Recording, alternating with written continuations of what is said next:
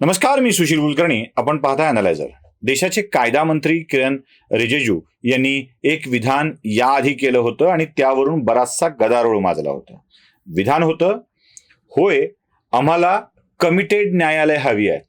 आता कमिटेड न्यायालय म्हणजे सरकारशी कमिटमेंट पाळणारी की अजून कुठली, असा प्रश्न निर्माण झाला होता आणि त्यावरून वादंग माजलं होतं. पण किरणजी यांनी स्पष्टपणे सांगितलं होतं की आम्हाला कमिटेड न्यायालय हवंय आणि ते त्याची कमिटमेंट असावी संविधानाच्या सोबत. न्यायालयाची कमिटमेंट संविधानाच्या सोबत असावी, सरकार सोबत नसावी, असा एक साधी अपेक्षा किरण रिजिजू यांनी व्यक्त केलेली होती. मुळात प्रश्न असा आहे की न्यायालयाची ही कमिटमेंट संविधानाच्या सोबत आहे का, असा प्रश्न पडतोय. म्हणजे काल सुप्रीम कोर्टामध्ये एका याचिकेवर सुनावणी चालली होती. याचिका कोणती तेही स्पष्ट होणं आवश्यक आहे. त्यात न्यायालय काय बोललं, कोण बोललं, हेही जरा स्पष्ट होणं आवश्यक आहे. न्यायमूर्ती के.एम. जोसेफ आणि अजून एक न्यायमूर्ती आहेत ज्यांच्या समोर ही सुनावणी चालू होती. खटला होता केरळातील एका व्यक्तीचा, ज्याचं नाव आहे शाहीन अबुल्ला. केरळमधील एक पत्रकार आहे आणि त्याची याचिका अशी होती की हिंदू संघटना वेगवेगळ्या सभामधून हेट स्पीच करतायत, भावना भडकविणारी भाषणं करतायत, याला थांबवलं पाहिजे. म्हणजे बघा, हिंदू संघटना सभांच्या मधून संघटनांचे नेते हेट स्पीच करतायत, भावना भडकवतायत आणि याला थांबवलं पाहिजे, अशी याचिका केरळमधला एक शाहीन अब्दुल्ला नावाचा पत्रकार कोर्टात करतो. न्यायमूर्ती जोसेफ आणि न्यायमूर्ती जगन्नाथन त्याच्यावरती सुनावणी करत असतात. या दरम्यान चर्चा सुरू असते. सॉलिसिटर जनरल तुषार मेहता आणि न्यायाधीशांच्या मध्ये चर्चा सुरू असते. त्याला आपण फार तर खटल्याची सुनावणी सुरू असते असं म्हणूया. ती सुनावणी सुरू असताना जी चर्चा होते त्या चर्चेतली काही वाक्य मीडियातून बाहेर येतात आणि त्यावर न्यायालयाने केलेली टिप्पणी मार्क असं म्हणत सरकारला न्यायालयाने षंढ म्हणलंय, अशा स्वरूपाची चर्चा सुरू होते. या वाक्यावर तुषार मेहता यांनी व्यक्त केलेली नापसंती आणि त्यावरची चर्चा देखील खूप महत्वपूर्ण आहे. त्यावर देखील लक्ष दिलं पाहिजे. न्यायालय म्हणतं की सरकार इम्पॉर्टंट आहे, षंढ आहे, ज्याची करण्याची काही तयारी नाही आहे. स्पेशली अनेक सरकारांचा उल्लेख करत करत न्यायालयाने महाराष्ट्र सरकारचा देखील उल्लेख केलेला आहे. तुषार मेहता त्यावर आपली नापसंती व्यक्त करतात आणि म्हणतात की मुळात कायदा आणि सुव्यवस्था, म्हणजे तुषार मेहता काय म्हणतात हे आपण बघूया. कायदा आणि सुव्यवस्था हा प्रश्न राज्याशी संबंधित आहे, केंद्राशी नाही, राज्याशी संबंधित आहे. राज्याच्या कायदा सुव्यवस्थेच्या विषयावर न्यायमूर्ती थेट केंद्राच्या वकिलाला सुनावतात. हे जरा विचित्र वाटतं ना. म्हणजे प्रश्न आहे राज्याचा आणि सुनावतात केंद्राच्या वकिलाला. मुळात मला कधी कधी असं वाटतं की माणसं पदावर जाऊन बसली की त्यांच्या मनातलं बाहेर येऊ लागतं. माझं अजून एक विधान आहे, कलुषित मनोवृत्तीचं द्योतक हे आहे का, असा प्रश्न पडतो. म्हणजे तुम्ही पदावर गेलात की निष्पक्ष राहत नाही, तुमचं कदाचित त्या अधिकाराच्या पदासोबत भान हरवतं की काय, असा प्रश्न पडतो. आणि हे सगळी विधानं भान हरवल्यासारखीच आहेत. त्यासोबत न्यायाधीशांनी आणखी एक विधान केलंय की आपल्या, म्हणजे ते मुस्लिम पक्षालाही सांगतात की आपल्या समाजातील काही लोक सहिष्णू नाहीत, ते देखील अशा स्वरूपाचं विधान करत जातात. माझं मुळात प्रश्न हा आहे की देशातला विरोधी पक्ष मृतवत झालेला असताना, जवळपास मृत्यूपंथावर असताना, मृत्यूशय्येवर असताना, आज जाणार की उद्या जाणार अशी स्थिती असताना देशातल्या विरोधी पक्षाची जबाबदारी सर्वोच्च न्यायालयावरती येऊन पडली आहे का, हा प्रश्न आपल्या मनामध्ये पडतो. म्हणजे न्यायालय संविधानाशी कमिटमेंट असलेलं असावं, ते कोणाला अँटी किंवा फॉर नसावं अशी अपेक्षा असते. ते फॉर असेल तर न्यायाच्या बाजूला असावं, ते अँटी असेल तर अन्यायाच्या बाजूच्या अँटी असावं, असं अपेक्षित असतं. अशीच न्यायालयाची रचना आहे. पण आत्ताचं सरकार अँटी गव्हर्नमेंट आहे, आत्ताचं न्यायालय हे अँटी गव्हर्नमेंट आहे की काय, असा प्रश्न पडावा इतक्या स्वरूपाची विधानं केली जात आहेत. जे तुषार मेहतानी तर या प्रकरणामध्ये सरकार काय करतंय हे सांगितलंय. आम्ही इम्पॉर्टंट नाही आहोत, आम्ही शंठ नाही आहोत, आम्ही कृतिशील आहोत, आम्ही कार्य करतोय, आम्ही उत्पादकता आहे आमच्यामध्ये हे सांगितलंय. ते म्हणाले की केरळमधल्या PFI सारखी संघटना ज्या वेळेला धुमाकूळ घालत होती, वेगवेगळ्या स्वरूपाचे हेट स्पीच देत होती, तेव्हा PFI वर बंधन आणण्याचं काम आम्ही केलेलं आहे.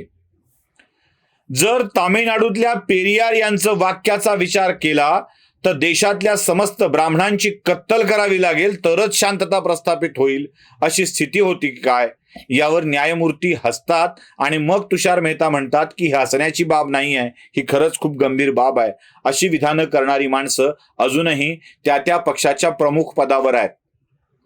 म्हणजे हेट स्पीच म्हणजे काय, कशाला म्हणायचं, याबाबतची न्यायालयाची भूमिका स्पष्ट झालेली नाहीये का, असाही प्रश्न एक सामान्य नागरिक म्हणून आमच्या समोर पडतो. म्हणजे बघा, जेव्हा 15 मिनट के लिए पुलिस हटा दो तो पता चलेगा 15 करोड क्या होते हैं. म्हणजे हे विधान हैदराबादचा एक राजकीय नेता करतो, ते हेट स्पीच असत नाही. औरंगाबादच्या, होय मी औरंगाबादचा शब्द वापरतोय, औरंगाबादच्या पान सेंटर वाल्याची पानं खाल्ल्यावर कुणाकुणाला लेकरं होतात असं सांगून हिंदूंना वाकुल्या दाखवणं म्हणजे हेट स्पीच नाही का? PFIच्या नेत्यांनी केलेली भांडणं ही हेट स्पीच मध्ये येत नाहीत का? पेरियार यांनी केलेली विधानं ही हेट स्पीच मध्ये येत नाहीत का? साध्या साध्या गोष्टी आहेत. जर तुम्हाला एका बाजूनी बोलायचं नसेल, हिंदू नेत्यांच्याकडून व्यक्त झालेली मतं ही हेट स्पीच मध्ये असतील, तर सर तन से जुदावाली विधानं सुद्धा हेट स्पीच मध्येच घ्यायला पाहिजेत. आणि सरकारला इम्पॉर्टंट म्हणण्यापेक्षा, षंढ म्हणण्यापेक्षा त्या नेत्यांना आवर घालायला हवा, हे देखील लक्षात घेणं आवश्यक आहे. मी पुन्हा म्हणतोय, आम्ही सांगू ते संविधान असं होत नसतं. आणि न्यायालय कायद्याला इंटरप्रेट करताना अशा स्वरूपात करतंय की ते आपण केलेलं इंटरप्रिटेशन अनेक पिढ्यांवरती लागू व्हावं. मी एक कायदा सांगतो, एखाद्या माणसाला जर आपली विल म्हणजे मृत्यूपत्र तयार करायचं असेल तर ते मृत्यूपत्र तयार केलेलं हे तो पुढच्या पिढीतल्या एकालाच देऊ शकतो, आणि तोही सज्ञान होईपर्यंत. म्हणजे मला माझं मृत्यूपत्र असं करता येत नाही की माझ्या 18 वर्षाच्या मुलाला मी प्रॉपर्टी त्याच्या नावावर करीन, तो 60 वर्षाचा होईपर्यंत त्याचा उपभोग घेईल, मग 60-70 वर्ष झाल्यानंतर तो त्याच्या मुलाला ती प्रॉपर्टी देईल, मग त्याच्या मुलांनी 60-70 वर्ष वापरावी आणि त्याच्या मुलाला द्यावी, त्याला विक्री करण्याचा अधिकार असणार नाही. असं विल करता येत नाही. ते सज्ञान होणाऱ्या पुढच्या एका पिढीपर्यंतच तुम्हाला काही अटी शर्ती टाकता येतात. तसं कायद्याचं इंटरप्रिटेशन करून कायद्याला पुढच्या 3-4 पिढी करता लागू करणं हे न्यायालयाच्या दृष्टीनं देखील योग्य नाही आहे.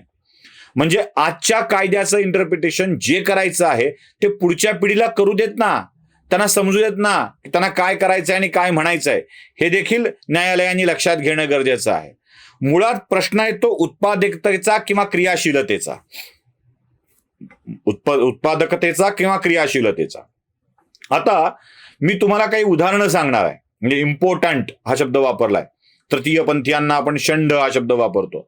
इम्पॉर्टंट हा जो शब्द वापरलाय ना, त्यात इम्पॉर्टंट म्हणजे अनुत्पादक असणं, आणि उत्पादकता ही एक विषय सोडला म्हणजे षंढत्वाचं परिमाण आपण असं मानतो की प्रजोत्पादन करणे, माणसाच्या जागी माणूस निर्माण करणे, हा एक विषय जर षंढ व्यक्तीत सोडला तर बाकी सगळी उत्पादकता, कर्तव्यक्षमता त्या व्यक्तीच्या मध्ये असते. आणि ही असते म्हणूनच न्यायालयानं देखील या व्यक्तींना वेगवेगळे अधिकार दिलेले आहेत. मी काही उदाहरणं सांगतोय. मध्य प्रदेशामधल्या सोहागपूर विधानसभा मतदारसंघातून पहिली तृतीयपंथी आमदार झाली शबनम मौसी तिचं नाव. 2019च्या निवडणुकीत 41,000 तृतीयपंथीयांनी नोंदणी करून मतदान केलेलं आहे. ही एक वेगळी घटना आहे. वंचित बहुजन आघाडीनं दिशा शेख नावाच्या एका तृतीयपंथीय महिलेला आपल्या पक्षाचा प्रवक्ता नेमलेलं होतं. राष्ट्रवादी काँग्रेस पक्षाने प्रिया पाटील नावाच्या एका तृतीयपंथीयाला आपल्या पक्षाचा प्रवक्ता नेमलं होतं. टीव्ही चॅनलवाले तृतीयपंथीय प्रवक्त्याला घेत नव्हते म्हणून त्या काळात प्रचंड गदारोळ माजलेला होता. 6 सप्टेंबर 2014 साली तृतीयपंथीयासाठी महामंडळ स्थापन करण्याची कारवाई सुरू झालेली होती. राज्याच्या म्हणजे महाराष्ट्राच्या हायकोर्टानं तृतीयपंथीयांना पोलीस भरतीत सहभागी करून घ्यावं असे आदेश दिलेले होते. त्यासाठी वेगळी रचना करायला लावलेली होती. अकलूज तालुक्यातल्या तारंगफळ गावच्या सरपंच पदावर ज्ञानेश्वर कांबळे नावाची तृतीयपंथीय व्यक्ती सरपंच पदावर भारतीय जनता पक्षाकडून आरूढ झालेली होती. जळगाव जिल्ह्यातल्या भादोलीची कहाणी तर वेगळीच आहे. अंजली पाटील नावाच्या तृतीयपंथीयाला सर्वसाधारण महिला गटातून उमेदवारी अर्ज भरता येत नव्हता. याची केस मुंबई उच्च न्यायालयाच्या औरंगाबाद खंडपीठाच्या समोर आली होती आणि खंडपीठाने अंजली पाटीलचा उमेदवारी अर्ज त्या जागेवर भरून घेतला जावा असा आदेश दिला होता. अंजली पाटील निवडून येऊन आपलं कर्तृत्व सिद्ध करू शकल्या. पिंपरी चिंचवडच्या नताशानी जनहित लोकशाही पक्षाकडून विधानसभेची निवडणूक लढली होती. हुपरी नगरपालिका आहे कोल्हापूर जिल्ह्यातली. या नगरपंचायतीमध्ये देवतात्या नावाचा एक स्वीकृत नगरसेवक तृतीयपंथीय झाला होता, ज्याला ताराराणी आघाडीच्या सत्तेच्या कार्यकाळामध्ये स्वीकृत नगरसेवक म्हणून घेतलं गेलेलं होतं. मी काही नावं अजून सांगणं आवश्यक आहे. खरं तर ही तुलना आणि ती तुलना होत नाही, पण करतोय मी यासाठी की उत्पादकता कशाला म्हणायचं हे कळलं पाहिजे. सत्यश्री शर्मिष्ठा नावाची पहिली महिला तृतीयपंथीय झाली. जोईता मंडल नावाची पहिली महिला न्यायाधीश झाली. प्रीतिका याशिनी नावाची पहिली पोलीस उपनिरीक्षक झाली. मनाबी बंदोपाध्याय नावाची प्राचार्या पहिली तृतीयपंथीय प्राचार्या झाली. मुमताज नावाची बहुजन समाज पार्टीची नेता बुचोमंडी या पंजाबमधल्या मतदारसंघातून निवडणूक लढते. शबनम मौसी पहिली आमदार होते. शबी नावाची मरीन इंजिनियर म्हणून नेव्हीमध्ये कामाला लागते. जिया दास ऑपरेशन थिएटरची तज्ज्ञ म्हणून कामाला लागते. प्रत्येक माणसाची एक कार्यक्षमता असते, एक उत्पादन क्षमता असते. त्याच्यात नव्या माणसाची प्रजोत्पत्ती निर्माण करण्याची क्षमता नाही म्हणून, त्याला उत्पादकता नाही म्हणून, त्याची कार्यक्षमताच नाही असा तर्क काढता येत नाही. खरं तर इम्पॉर्टंट हा शब्द सरकारला वापरलाय. तो इम्पॉर्टंट हा शब्द षंड तृतीयपंथीय किंवा आपल्या स्थानिक भाषेत हिजडा अशा अर्थाने वापरला जातो. यांच्यासाठी तो वापरला जातो, उत्पादकता नाही म्हणून. पण विज्ञानाच्या चमत्काराच्या पुढे आता या उत्पादकतेचीही गरज उरलेली नाही आहे. म्हणजे षंड हा बिलकुल अनावश्यक शब्द असा वाटतो, जो न्यायालय सरकारसाठी वापरत आहे. याची काय केरळच्या पत्रकाराची षंड ठरवलं जात आहे महाराष्ट्राच्या सरकारला आणि सांगितलं जात आहे केंद्राच्या वकिलाला. हे सगळं जरासं अनाकलनीय नाही, हे अकलनीयच आहे असं म्हणावंसं वाटतं. कारण आपल्या मनातल्या इच्छा, आपल्या मनातल्या विकृती, आपल्या मनातल्या भावना या पदावर आल्यानंतर आपोआप व्यक्त होतात. कदाचित हिंदू विरोधातल्या भावना या सहजपणे व्यक्त होत असाव्यात असा त्यातला अंदाज बांधणं सहज शक्य आहे. हे कलुषित मनोवृत्तीचं द्योतक आहे. यापेक्षाही निष्पक्ष नाही आहात हे दाखवणारं आहे. मी यावर यासाठी बोलतोय की ही न्यायालयाच्या जजमेंट मधली वाक्य नाही आहेत. ही सॉलिसिटर जनरल आणि न्यायाधीश यांच्या चर्चेमधली वाक्य आहेत. याला जजमेंट म्हणता येणार नाही. पण तरीही न्यायालय जे बोलतं आहे त्याबाबत भाष्य करण्याचा म्हणतोय, अनालिसिस करण्याचा म्हणतोय, त्याचा अधिकार सामान्य माणसांच्याकडे असतो. त्यामुळं न्यायालयाने अशा स्वरूपात आपण जे व्यक्त करतो आहोत त्याबाबत विचार करायला हवा. कलुषित मनोवृत्ती दिसू नये, पूर्वग्रह दूषितता दिसू नये, एवढीच न्यायालयाकडून अपेक्षा आहे. धन्यवाद.